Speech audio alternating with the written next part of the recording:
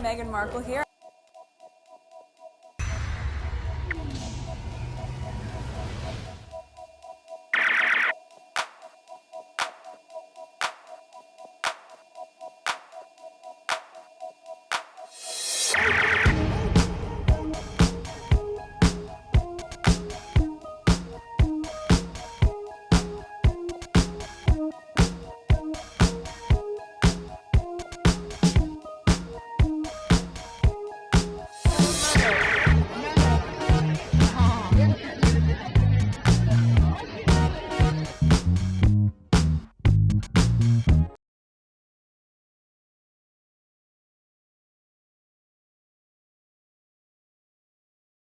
So it looks like the bullying Constantine Innemée, the executive director of Highgrove and one of Charles' most trusted advisors, is also stalking Meghan. This account is followed by some of the usual suspects, so much for being irrelevant. Alright, so there's this guy following Meghan, and then they're complaining. I don't know if this person in particular, but following to see what she's doing so they could complain. There's Chris Ship, Wayonika, Chris Jackson. His ass was stalking Meghan too. For people who don't think about Meghan, they should make sure all their staff is stalking her. What is that? According to the 2023 Griffiths, on occasion, Innemée shouted at one gardener who had sought to tell King Charles, who had to tell the king about staffing issues. Innemée insists he was being firm, and the grievance report made no finding on the matter. Alright, let's go to the next tweet.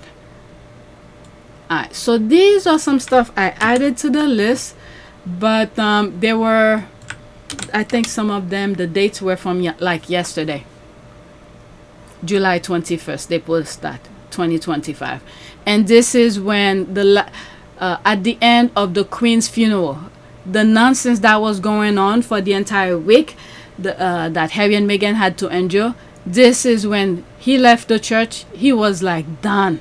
I've never seen Meghan face like this in my entire life. It's like a complete different person here.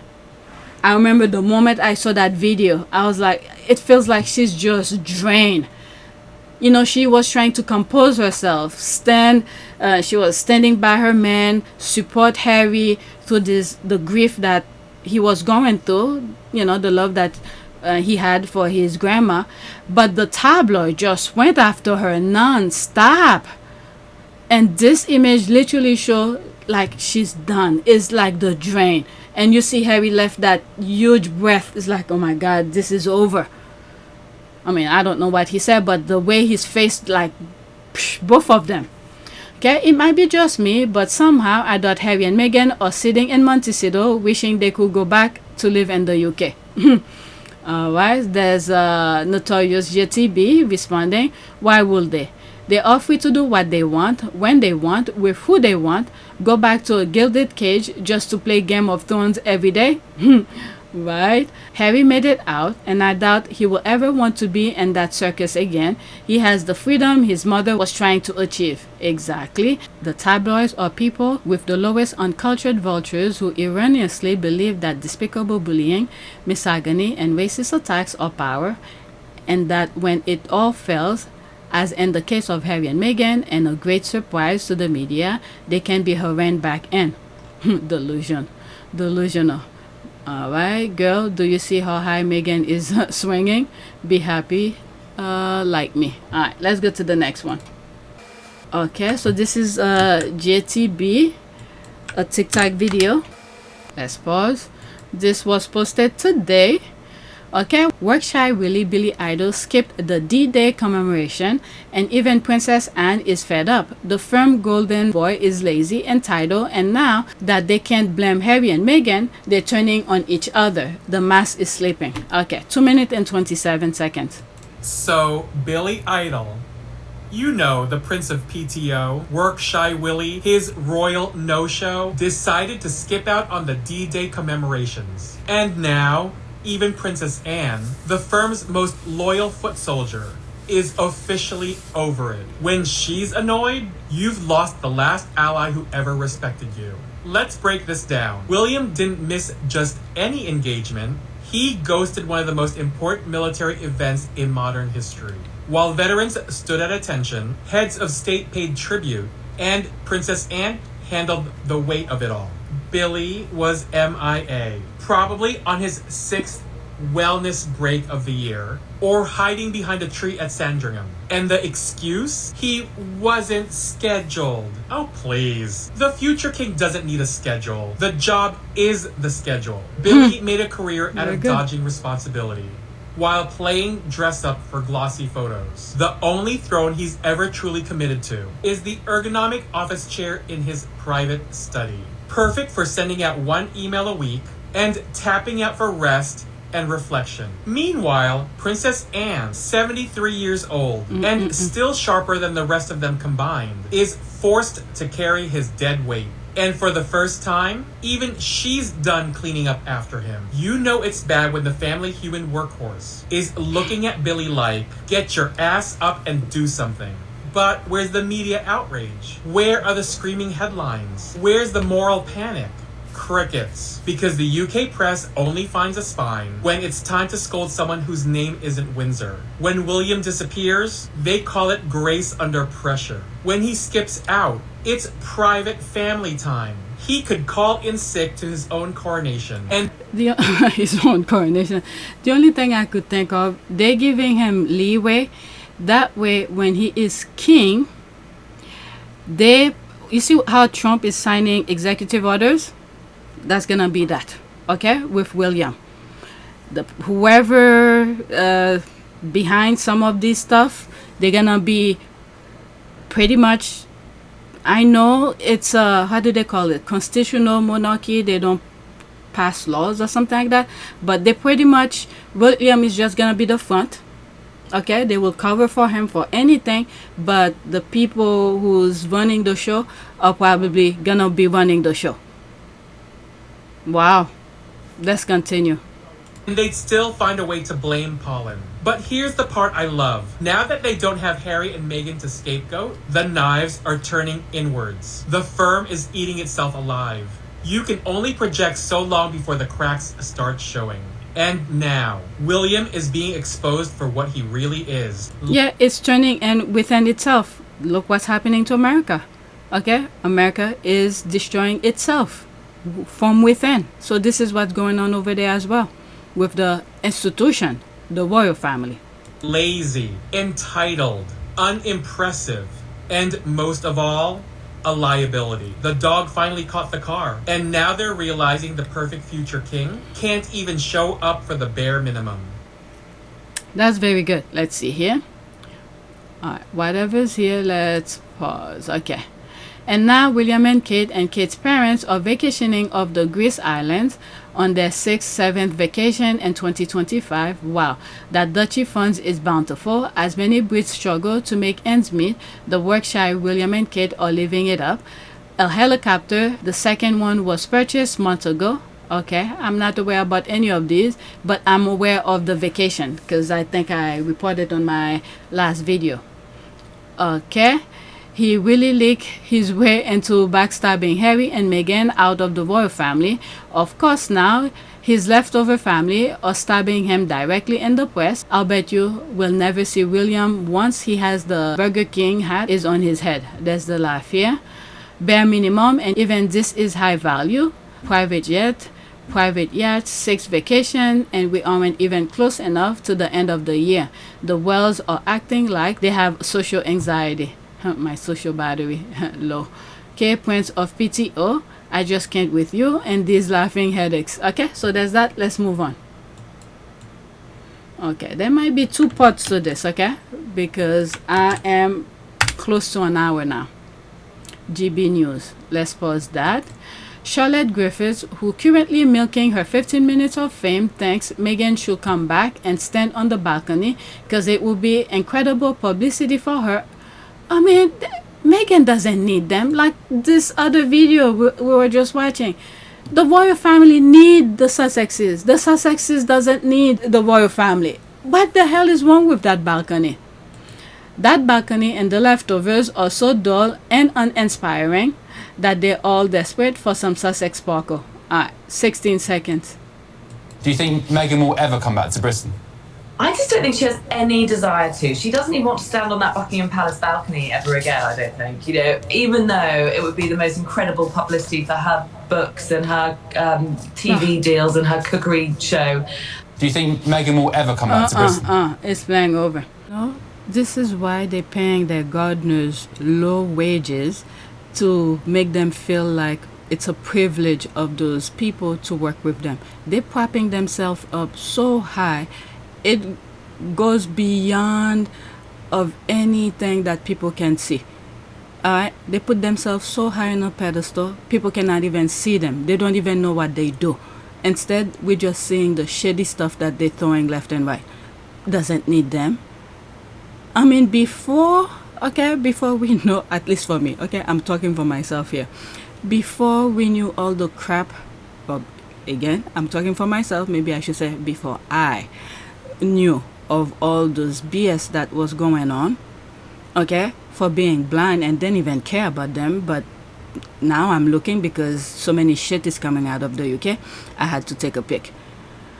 So literally, before, when I didn't know much, I probably would have thought, okay, it would have been a privilege to work with these people, you know, good on your resume and all of that. This is what they are abusing. When people put things in their resume, oh, I work for the royal family, I did this, I did that. But now that people see the shit that's coming out of that royal family, people will say, okay, what is your principle?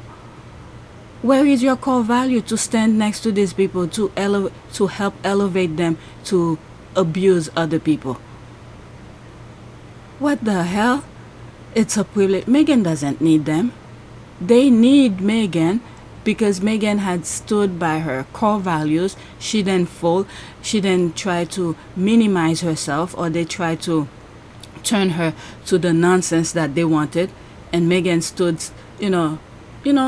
stood for her core values. And it almost took her life because she didn't want to turn into this nonsense that these people are spewing, and they elevating themselves, make their head so big that they don't even see the nonsense that they are doing. Oh my God. And then you have all these minions who's talking as if the royal family is like air and water. Meghan doesn't need them. The Sussexes don't need them. What with that dang balcony? I want to know too. They treating it like life, air, and water. That's me. Two people like it. She reminds me of the girl eating ice cream who will wipe her snot with her hand toward her ears. I could just imagine that. No, it really wouldn't. It will wreck the brand Meghan and Harry have built to have anything to do with the benefit squanders. That is true. Okay, only king, there's all of that clowning. Think that standing on a balcony is something to aspire to in life. When a grown person with some functioning brain cells speaks as this gibbet, and their wickedly crude supporters in the UK media dutifully nod their heads in agreement, I frankly wonder out loud how this is allowed on any platform in the first place.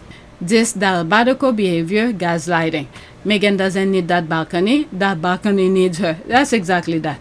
Okay, I hope royalists know that these balcony events are never in the news on TV anywhere in the world apart from the UK, or if they are, it's just 5 seconds buried in the additional news of the day. So how will it be publicity for her? Okay, no one believes standing next to the Duke of Kent or any other working royal on the balcony will enhance Meghan's image. The balcony symbolizes old age, dullness, and laziness. The only thing they are good at is leeching money from taxpayers. Let me leave the little racist self. Hold on. Next one. Okay. Natasha Archer took a swipe by unfollowing Duchess Meghan and her friends. Do Meghan care? I don't think so. Oh Lord. These writers are certifiably mad, not them writing as if her being exposed and her subsequent clean up is somehow a negative for Meghan. I mean, this is the magic, the power these people have with their words. They know how to do the reverse psychology on people. Okay? Oh, snap. Seriously. How old are these people? There are receipts, so many receipts. Yeah, many of the squad, the moment they see these things, they take a screenshot. Okay, the British media trying to reframe the situation and make Meghan look bad is a sight to behold. Meghan and her friends probably didn't even know this woman was following them. So how is this a swipe? Yeah, you really showed them, Natasha. Alright. Did you miss yesterday's discovery that the dude at the center of Charles' latest gardening scandal is following Meghan as well? Oh, really? The dude who runs the trust? No wonder they were able to crank out that gem advert so fast. That's the laugh here. These people are ridiculous. And it could be as well the same way that I've said, where I think Harry has his lawyers looking into the papers if there's something that they could sue them for or whatever. So this could be the same thing. They have all their minions following Meghan to see if she's gonna say anything. Let me leave that thought alone. Baggage forgot. She unfollowed because she no longer needs inspiration for Kate. LOL, haha. Where it started in 2017. No shame.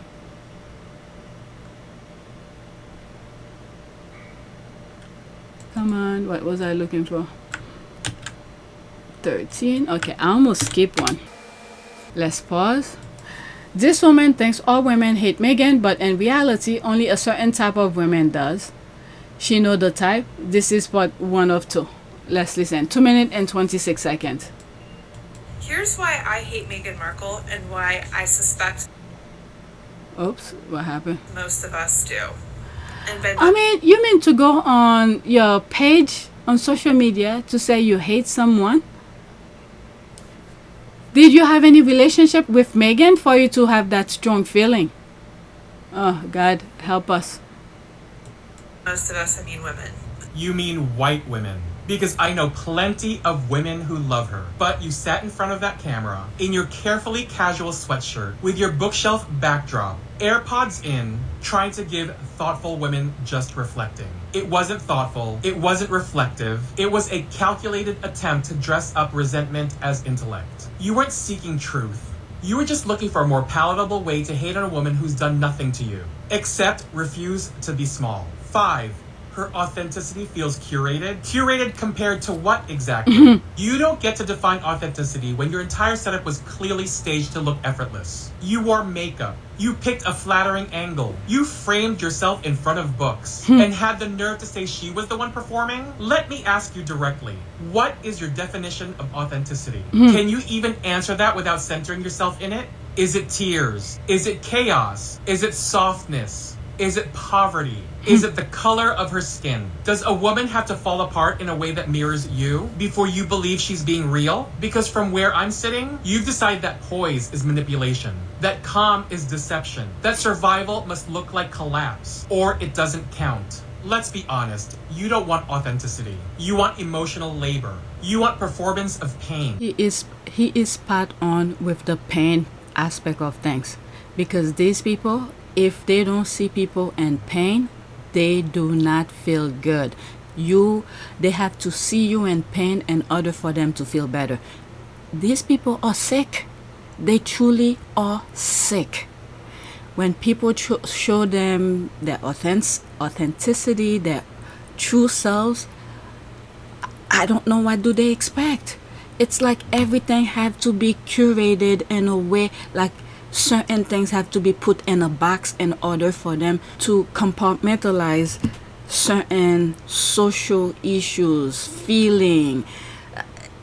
Yeah, everything have to be in a certain way in order for them to believe it. If things are not, I actually don't know what goes in their head.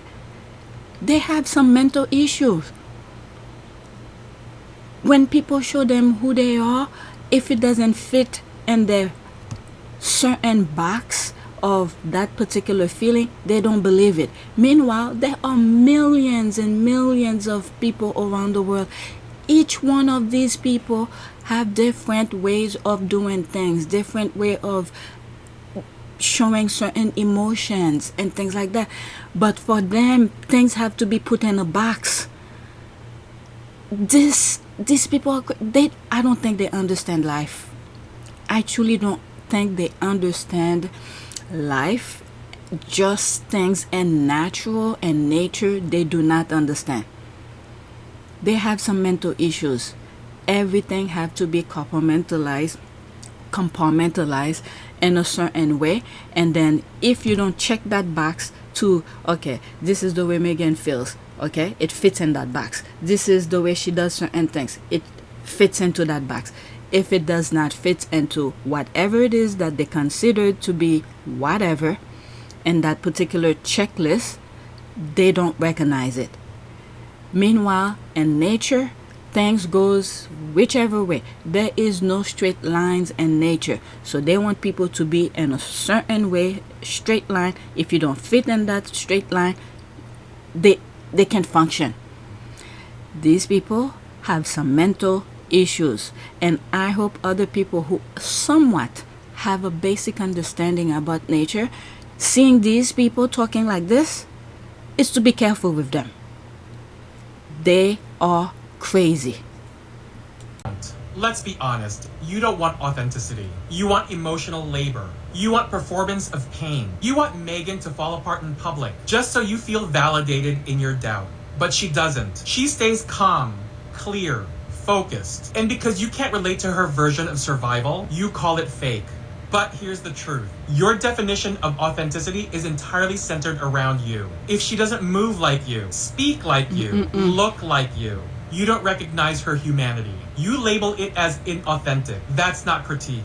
That's lack of range. 4, she uses the victim narrative. She is the victim. She exactly. was stalked, harassed, lied about, racially abused by the press. She was subjected to more global scrutiny than any woman in that family because she dared to be visible and different. She told the truth about her experience, and you decided it was strategy. Not because it wasn't real, but because she said it in a way that didn't make you feel comfortable. You're not confused by her. You're just uncomfortable with a woman who refused to be destroyed for your empathy. Wow, that's pretty good. Yep, clocked. Here's why I hate let's Meghan vote. Markle. I mean, why would someone go on social media to start with that? Why you hate? I mean, this is a woman. I don't know her future plan or if she has kids, but that toxicity intro of hers is poisoning the mind of so many people. Here's why I hate Meghan. I mean, God help us. God, please help us. Clocked it. Okay, a correction. Meghan did not walk away from being a royal. Queen Elizabeth II afforded them the grace to keep Sussex title, which they had offered to return, as Harry said, and to keep their HRH designation. They agreed not to use it in non-formal context. She is still very much royal. A royal. Alright, Sussex royal. Okay, this is very small, but I'll enlarge it or go on IG. Let's see if I could make it. Hold on, someone. After many months of reflection and internal discussions, we have chosen to make a transition this year and starting to carve out a progression, new roles within this institution. We intend to step back as senior members of the royal family and work to become financially independent while continuing to fully support Her Majesty the Queen. It is with your encouragement, particularly over the last few years, that we feel prepared to make this adjustment. We now plan to balance our time between the United Kingdom and North America, continuing to honor our duty to the Queen, the Commonwealth, and our patronages. This geographic balance will enable us to raise our son with an appreciation for the royal tradition into which he was born, while also providing our family with the space to focus on the next chapter, including the launch of our new charitable entity. We look forward to sharing the full detail of this exciting next step in due course as we continue to collaborate with Her Majesty the Queen, the Prince of Wales, the Duke of Cambridge, and all relevant parties. Until then, please accept our deepest thanks for your continued support, the Duke and Duchess of Sussex. What I got from this is that I think the Queen was willing to work with them, but and I think this is why they fast forward her to where she's at now. Okay, they didn't like the fact that the Queen was working with the Sussexes. Okay, so that's that. What is this now? Okay, so this is too much. I'll enlarge it and you guys could pause it and read it.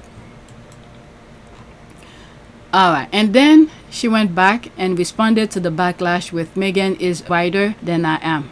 What the hell? Not all white, but some racist white women, by racist jealousy and envy, they can only dream of be at Princess Meghan's shoes. Okay, or a prince. Alright, whatever is here. Bottom up. Yes, women had Meghan are racist, unaccomplished, and full of envy. Oh yeah, I forgot, they're also ugly. There is a look about this species of haters. Sadly, the more they hate Meghan, the harder and more manly the facial features become. Botox hate. Why always the word hate as if it's something normal? That's what I'm saying.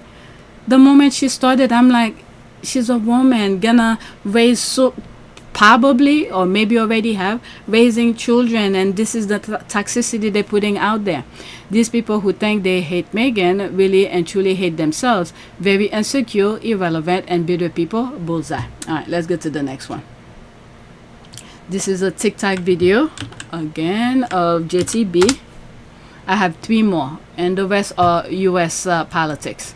Workshy really Billy Idol skipped the D-Day commemoration, and even Princess Anne is fed up. The firm's golden boy is lazy, entitled, and now that they can blame Harry and Meghan, they're turning on each other. The mask is slipping. Is that the one I did already? Did I put it twice?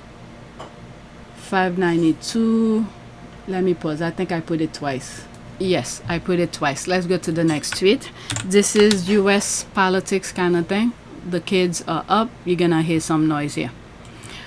So I thought I'd share this. Kamala Harris addressed all of these issues at every rally and every interview. She even said she had to repeat things multiple times for people to understand, and even then people still then listen and accuse her of being too scripted instead. This country failed her. That's all right, let's listen. Because now we are in the state of Trump, all of a sudden, you know, I've shared some of these things with you. I told you she didn't go to the news outlet. It was near leading up to the election. That's when she was giving interviews. But what she did, she went straight to the people, the rallies. But the media really went after her. Okay, already switching their word, they changed the narrative and things like that. So they did what they had to do for what we have now. All right, 49 seconds. Let's listen. But what do you say to people who say you stay on the talking points? I would say you're welcome. Mm-hmm. I mean, listen, here's the thing. I love having conversations, which is why I'm so happy to be with you this afternoon. And the reality is that there Oh, wow. Look at how many people back there watching. This is very interesting.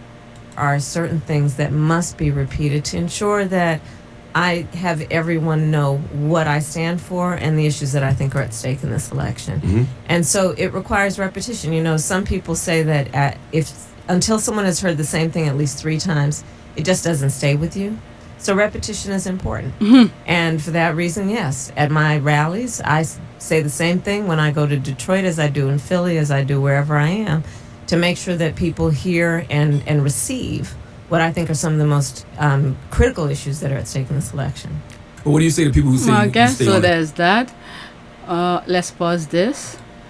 Watching Laverne Cox finally just speak freely was everything I needed to hear. All right, let's see here. This is not somebody I listen to, but let's see. Okay, well, And okay. the Democrats had no answer. I mean, like, the Democrats had no answer to that. And the problem, and so much of it's okay, we're here. So when Kamala launched, and the Wall's choice, I think, was great. I think she seemed to have a working class message at the beginning. I think calling them weird was good. We're not going back was great. A Democratic consultant who was a Biden consultant came in and said, don't call them weird. That's intimidating them and pushing these voters away. But it was when it was resonating, and don't say we're not turning back. She sanitized the fuck out of her campaign. She stopped talking about price gouging with inflation. She started touring with Liz Cheney. Who likes Liz Cheney? Right. started trying to target the few voters who were Trump voters and then switched. How many of them were there? Like the way you win an election is turning out the base. Yeah.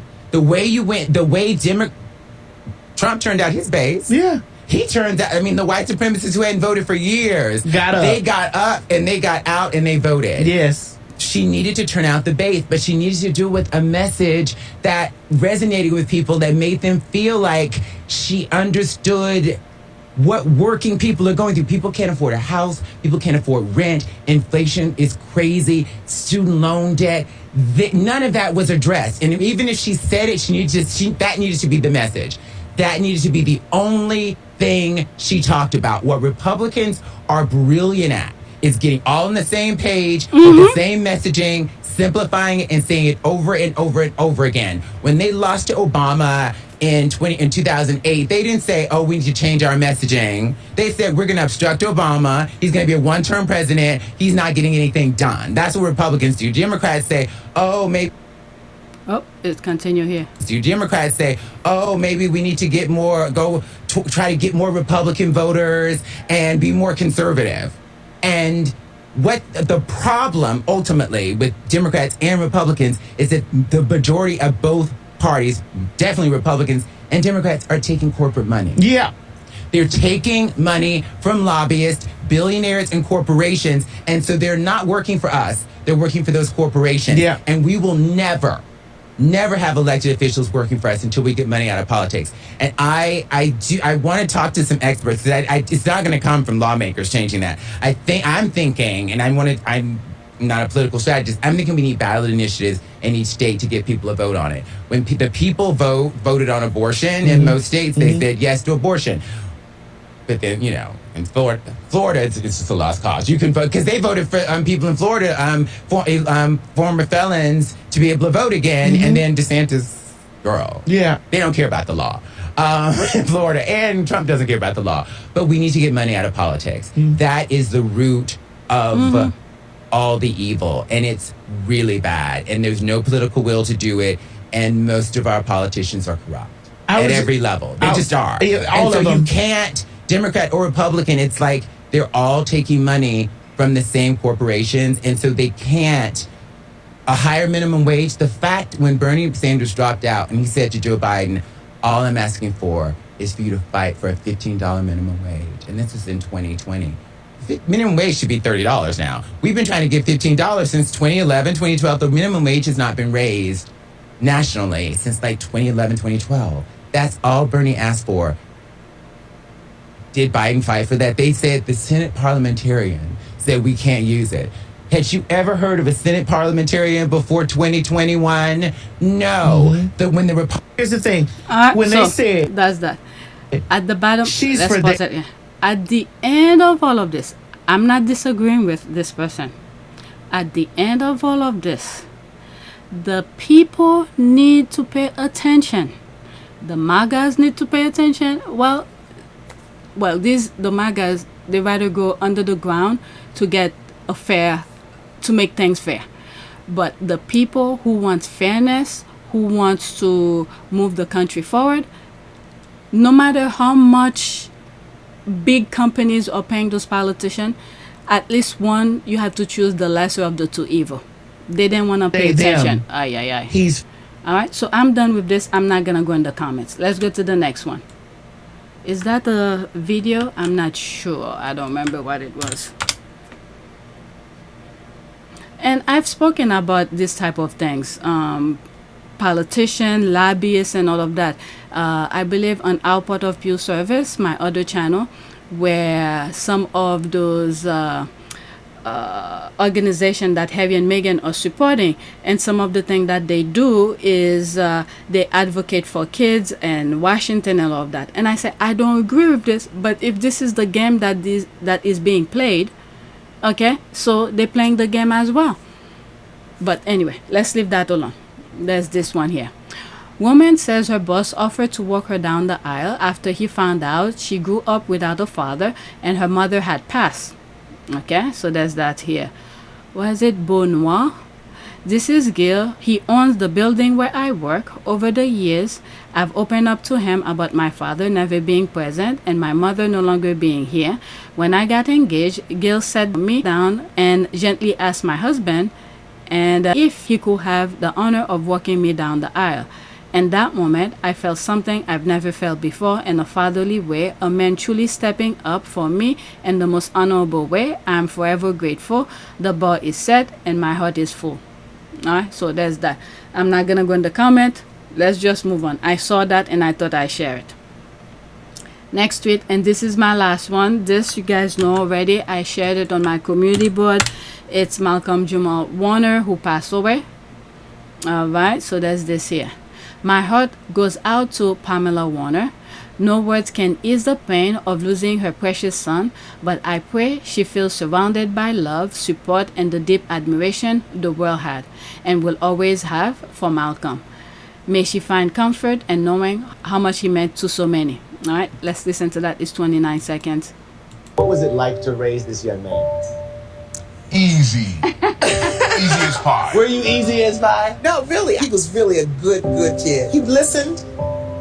He was a good kid. I've always had a really good foundation, which I think is what helped me during the Cosby years when the job of living in the public eye. Yeah. Because we already had such a strong foundation. Yeah. I think there were life things that my mother was preparing me for. What was it like to raise this young man? Damn, when she watched this back, wow. Okay, peace and comfort to his mom. May God, okay, Harley Pitt, I follow her. Okay, I haven't felt like this since Kobe. It's even more heartbreaking when you understand how it happened. Praying for her and his family. I won't even know what to say. Lord have mercy. There's all of this. Okay, so that is it.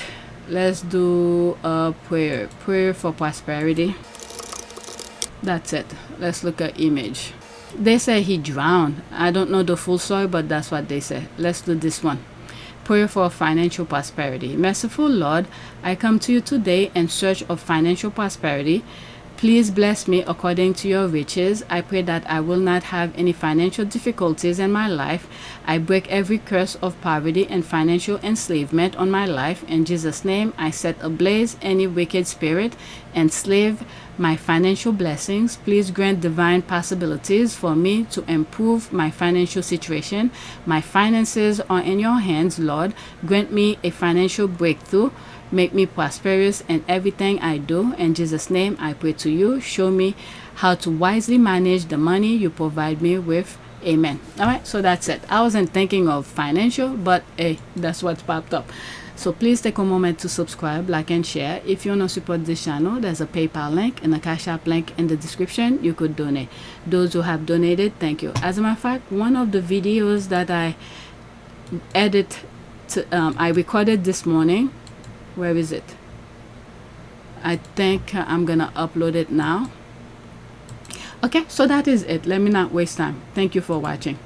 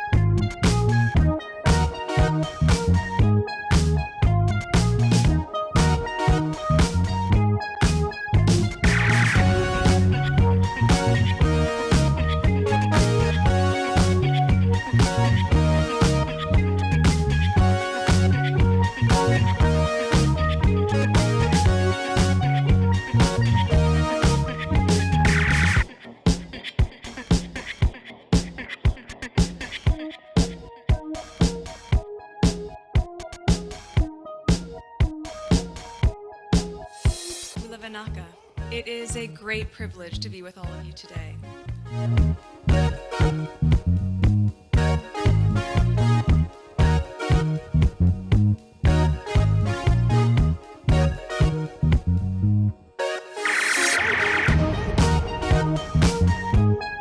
you know, we ask for forgiveness and please come back.